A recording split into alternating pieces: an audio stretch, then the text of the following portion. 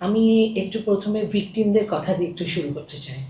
যে কয়েকদিন আগেই চট্টগ্রামে আমরা দেখেছি যে জাতীয় দলের ক্রিকেটার নাঈম হাসানকে পুলিশ পিটিয়েছে।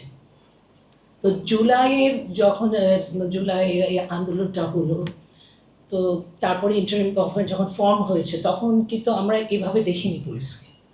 হ্যাঁ, কারণ পুলিশের উপরে পুলিশ যেমন করে জুলাই মানুষকে মেরেছে, তারপরে আবার যে পুলিশের সব থানাগুলো পুড়িয়ে দেওয়া হয়েছে, তখন এরকম দেখিনি। কিন্তু আবার যেন মনে হচ্ছে যে পুলিশ আগের নিয়মে গা ঝাড়া দিয়ে উঠছে। আমরা যদি এর আগে যাই, 2017-তে খুলনা শাহজালালের কথা শুনি, তাকে পুলিশ দু চোখ উপড়ে ফেলে। ঘুষের টাকা না পেয়ে এই চোখ দুটো তাকে চিরজীবনের জন্য অন্ধ করে দেওয়া হয়। আমরা ডাক্তার দেখিয়েছিলাম, কিন্তু ডাক্তার বলেছে তার চোখ কোনোদিন আর উনি দৃষ্টি ফিরে পাবেন না। তো ফ্যামিলিটা প্রচন্ড ট্রমা নিয়ে যাচ্ছে এবং দারিদ্রতা তাদের সাথে আছে। আমি যদি হুমায়ুন কবিরের কথা বলি, 2018 সালে পিরোজপুরে যাবার পথে তিনি র্যাবের হাতে গুমের শিকার হয়েছে। আমরা জানি র্যাবে পুলিশ আছে, রাইট? তো তিনি লেখালেখি করতেন এবং লেখালেখির ক্ষেত্রে তার ছদ্মনাম ছিল জুলভার, এবং তিনি কিছুটা বিএনপির রাজনীতির সাথে জড়িত ছিলেন। যেহেতু উনি বিএনপির বিষয়ে কিছু লেখালেখি করতেন, তারপর তাকে তুলে নিয়ে যাওয়া হয়, গুম করা হয়, নির্যাতন করা হয়, চরম নির্যাতন করা হয়। ওনার বয়স তখন 60-এর উপরে। তো ব্যক্তিটি ফিরে এসছেন, কিন্তু ওনার এখন প্রায় ডিমেনশিয়া হয়ে যাচ্ছে এবং খুবই শরীর ব্যথা, এবং উনি সাংঘাতিকভাবে ট্রমাটাইজড।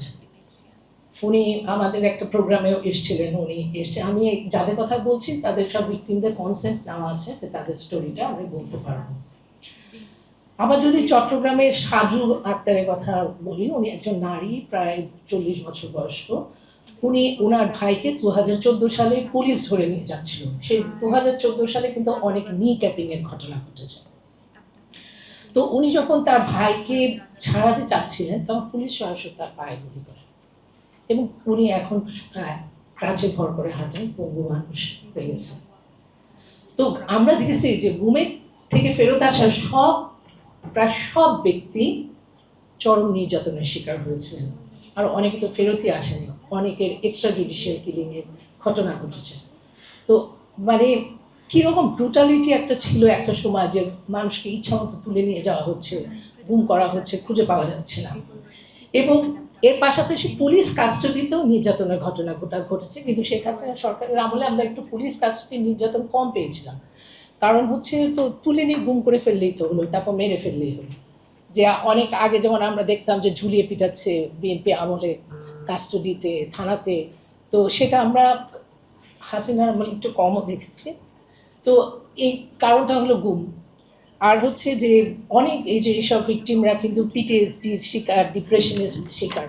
সাইকোসোশ্যাল যে সাপোর্টগুলো, সেগুলো ফাইন্যান্সিয়াল সাপোর্ট, সাইকোসোশ্যাল সাপোর্ট ওনারা পান না। এবং আমাদের দেশে তো ভিকটিম এবং যে সাক্ষী সুরক্ষা কোনো আইন নাই, ফলে তারা কিন্তু কোনোভাবেই সাপোর্ট পান না এবং তার জন্য বিচারও পান না। এবং আমাদের তো জুডিশিয়ারি অবস্থা আপনারা সবাই জানেন কী রকম অবস্থা। তো অধিকার আমি একটু স্ট্যাটিস্টিক্সটা বলি, যে 2001 থেকে 2026 সালের মার্চ পর্যন্ত 4286 ব্যক্তিকে আইন প্রয়োগকারী সংস্থা বিচার বহির্ভূতভাবে হত্যা করেছিল বলে অভিযোগ রয়েছে। এদের মধ্যে 484 জনকে নির্যাতন করে হত্যা করা হয়েছে বলে জানা যায়। তবে আমরা যেটা মনে করি, এটি হচ্ছে টিপ অফ দ্য আইসবার্গ। কারণ এত জনবহুল দেশে, আর আমরা নিজেরাও পারসিকিউটেড অর্গানাইজেশন ছিলাম, আমরা যেহেতু রিপোর্টিং করেছিলাম এক্সট্রা জুডিশিয়াল কিলিং, হেফাজতে ইসলাম এর অ্যাক্টিভিস্ট বা শাপলা চত্বরের ঘটনাকে কেন্দ্র করে 5 ও 6 মে 2013, এ কারণে আমাদের উপরে অনেক পারসিকিউশন হয়েছে। আমাদের সেক্রেটারি এবং ডাইরেক্টর, তাদেরকে জেলে পড়া হয়েছে, আমাদের সারাক্ষণ মনিটরিং করা হয়েছে, আমাদের ডিরেজিস্টার করা হয়েছে, আমাদের অফিসে ডিবি পুলিশ এসে সমস্ত অফিসের জিনিসপত্র লণ্ডভণ্ড করে নিয়ে গেছে, এবং আমরা সবসময় মনিটরিংয়ে থাকতাম। আমরা জানতাম যে আমরা যে কোনো জায়গায় যাচ্ছি, আমাদের কেউ ছুরি মেরে দিতে পারে, মেরে ফেলতে পারে, গাড়ি উঠে যেতে পারে, আমাদের হয়তো সরকার বলবে এটা অ্যাক্সিডেন্ট। তো আমাদের দেশে তো প্রতিটা সরকারি সময়ে মানে মানবাধিকার লঙ্ঘন হয়েছে, কিন্তু শেখ হাসিনা সরকারের সময় এটা সমস্ত সীমা অতিক্রম করে গেছে। কিন্তু আমার যেটা ভয় হচ্ছে নাইমের ঘটনার পরে মনে হচ্ছে আবার যেন আমরা অন্যদিকে সীমা লঙ্ঘন আরো বড়র দিকে না যাই।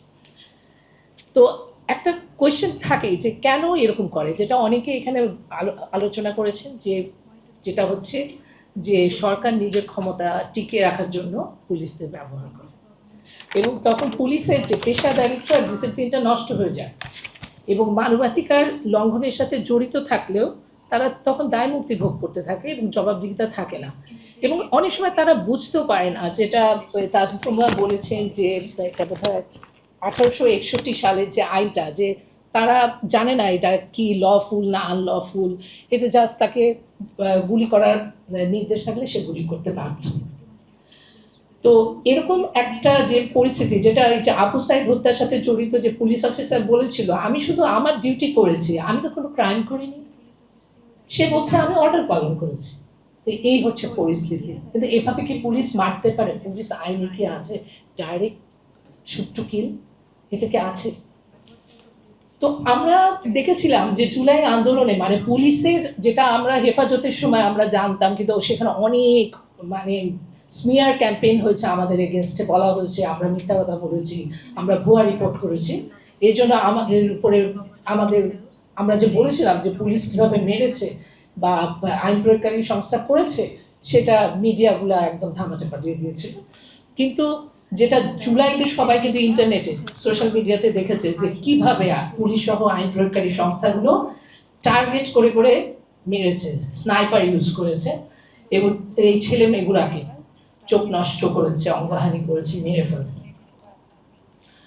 তো সেখানে আমরা বুঝেছি যে মানুষের ঘৃণা কিরকম ছিল, কারণ এরপরে যে থানাগুলোকে পুড়িয়ে দেওয়া, হ্যাঁ অনেক ভালো পুলিশ অফিসার অবশ্যই আছেন, কিন্তু এই যে মানে দায় মুক্তির কারণে সবাই কিন্তু সাফারার হয়ে গেল, তাই না? পুলিশ তো আমাদের দরকার, কিন্তু এই যে দায় মুক্তি, যে সরকারের যে রাজনৈতিকভাবে ইউজ করার প্রচেষ্টা, এই কারণে সব অনেক ম্যাক্সিমাম পুলিশের ভিকটিম হয়েছে।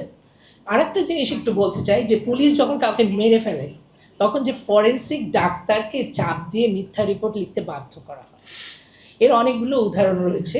আমরা আবু সাইদের ঘটনাটা যদি দেখি, যে তার ফরেন্সিক ডাক্তারকে চাপ দিয়ে মিথ্যা রিপোর্ট করা হয়েছিল এবং 5 বার রিপোর্ট কিন্তু চেঞ্জ করা হয়। আর পুলিশ দিয়ে যে পুলিশের যে হত্যার তদন্ত, যেটা আমাদের দেশে পুলিশ যে মানবাধিকার লঙ্ঘন করছে সেগুলোর যে তদন্ত করা হয়, সেটা তো সবসময় বায়াস থাকে। তারা সবসময় বলে না তার হার্ট অ্যাটাক হয়েছে, তার এটা ছিল ড্রাগ অ্যাডিক্ট ছিল, এই জন্য সে মরে গেছে, এরকম। আর পোস্টমর্টেম রিপোর্টগুলো ডিস্টার্ব করা হয়। তো এই জায়গাটা কিন্তু পুলিশের মানবাধিকার লঙ্ঘনের তদন্ত করা যাবে না।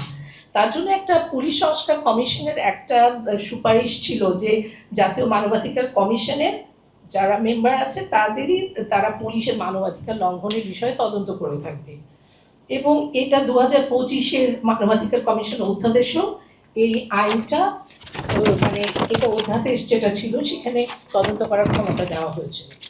কিন্তু জাতীয় মানবাধিকার কমিশন অধ্যাদেশ 2025 সহ পুলিশ সংস্কার কমিশন অধ্যাদেশ 2025 সহ 20টা গুরুত্বপূর্ণ যে অধ্যাদেশগুলো ছিল, সেগুলো বিএনপি সরকার এসে তাদের সংখ্যাগরিষ্ঠতার সুবাদে তারা সংসদে উত্থাপন না করা, এগুলো সব রহিত হয়ে গেছে। খুবই ফ্রাস্ট্রেটিং লাগে আসলে।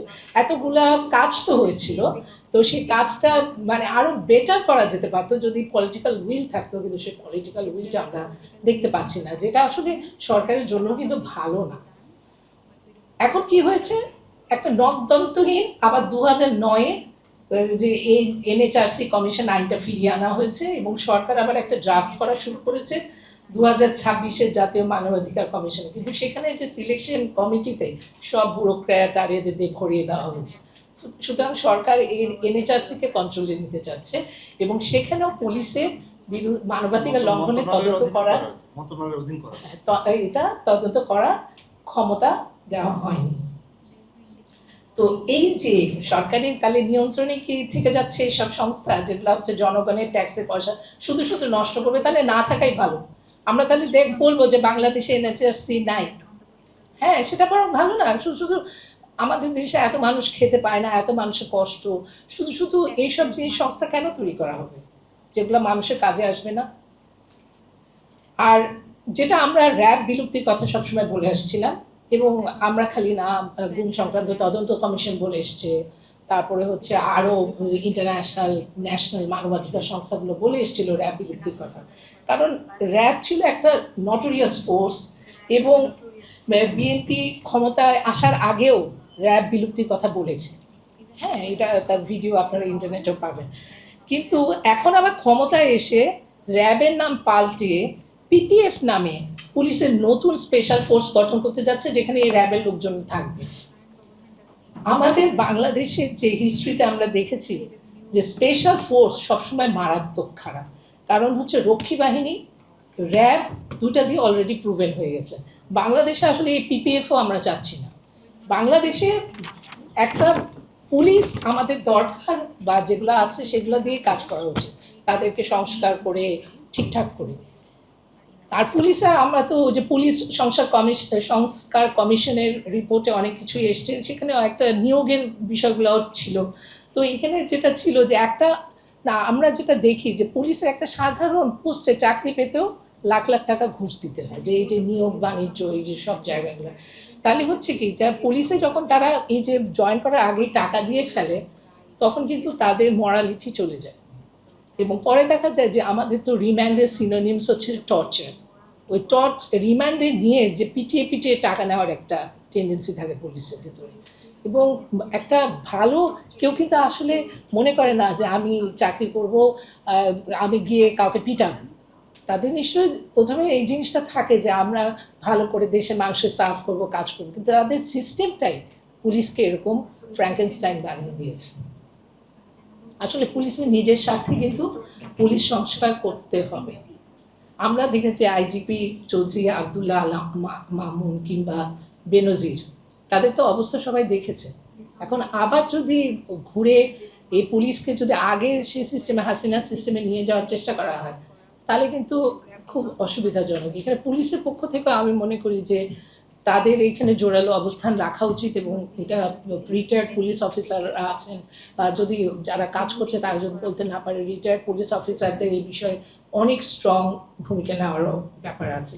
তো আমি কয়েকটা আর কি সুপারিশের কথা চিন্তা করছিলাম। সেটা হচ্ছে জাস্ট একটা হচ্ছে পুলিশকে রাজনৈতিক প্রভাব মুক্ত রাখতে হবে, পুলিশের দ্বারা মানবাধিকার লঙ্ঘনের ঘটনা ঘটলে সেটা তদন্ত জাতীয় মানবাধিকার কমিশনকে করতে দিতে হবে, এবং যেটা যে মানবাধিকার কমিশন স্বাধীন, এরকম না এখানকার মতো না।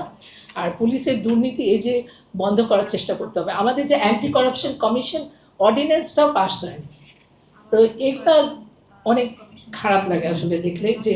আর পিপিএফ এর নামে স্পেশাল ফোর্স তৈরি করা বন্ধ করতে হবে। আর অন্তর্বর্তীকালীন সরকারের সময় অপক্যাট রাটিফাই হয়েছিল, optional protocol of convention against torture. ফলে যে সরকারি প্রভাবমুক্ত একটা ন্যাশনাল প্রিভেন্টিভ মেকানিজম তৈরি করার জন্য একটা কিন্তু চাপ আছে সরকারের। তো এখানে একটা ন্যাশনাল প্রিভেন্টিভ মেকানিজম তৈরি হলে তারা বিভিন্ন কাস্টাডি, প্রিজন, এইসব জায়গায় গিয়ে দেখবে যে ভিকটিমদের, মানে যারা বন্দী আছেন তাদের অবস্থাটা কী, এটা করাটা খুব দরকার। তারপর অন্তর্বর্তী সরকারের আমলে জাতিসংঘের যে নির্যাতন বিরোধী কনভেনশনের 14(1) অনুচ্ছেদের ওপরে যে আরোপিত ডিক্লারেশন ছিল, সেটা বাংলাদেশ প্রত্যাহার করে নিয়েছিল। ফলে যে পুলিশি বা রাষ্ট্রীয় নির্যাতনের শিকার ব্যক্তিদের ক্ষতিপূরণ ও পুনর্বাসনের অধিকার রাষ্ট্রকে নিশ্চিত করার একটা ব্যাপার। যে আমি যে মানে প্রথমে শুরু করলাম যে ভিকটিমদের পার্সপেক্টিভ থেকে, যে তাদের কি অবস্থা, তারা একদিকে তো ভিকটিমাইজ, বিচার পাচ্ছে না, ফাইন্যান্সিয়াল অবস্থা কি। তো এখানে যেহেতু রিজার্ভেশনটা উঠে গেছে, তার জন্য সেক্ষেত্রে কিন্তু এখন মানবাধিকার কর্মী এবং সবার এই বিষয়ে অনেক কথা বলা দরকার। এবং এই ক্ষতিপূরণগুলো যে পুলিশ যদি কাউকে নির্যাতন করে মারে, তাহলে ওখান থেকে তাদের কাছ থেকে আদায় করতে হবে। আর পুলিশ সংস্কার কমিশনের কতগুলো ভালো সুপারিশ ছিল, সেগুলো বাস্তবায়ন করা দরকার। এবং ভিকটিম এবং উইটনেস আইন তৈরি করতে হবে। আর যে 20টা যে গুরুত্বপূর্ণ অর্ডিন্যান্স ছিল যেগুলো উঠলো না, কারণ সরকারকে কিন্তু একটা চাপ দেওয়া উচিত যে এখন তাহলে তুমি ঠিক মতো তাহলে আইন তৈরি করো, এগুলা ঠিক করে, যেগুলো অনেক অর্ডিন্যান্সে অনেক ভালো ভালো জিনিসগুলো ছিল সেগুলো এখন তোমরা আবার ঠিক করে আইন তৈরি করো, কারণ এখন দেখা যাচ্ছে একটা ন্যাশনাল হিউম্যান রাইটস কমিশন আইনটাই আবার কেমন করে ফেলছে, তারা সেটাই আবার কন্ট্রোলে নিয়ে নিচ্ছে। তাহলে তো এইভাবে তো এনএচআরসি থাকলে না থাকাই ভালো। তো সবাইকে অনেক ধন্যবাদ।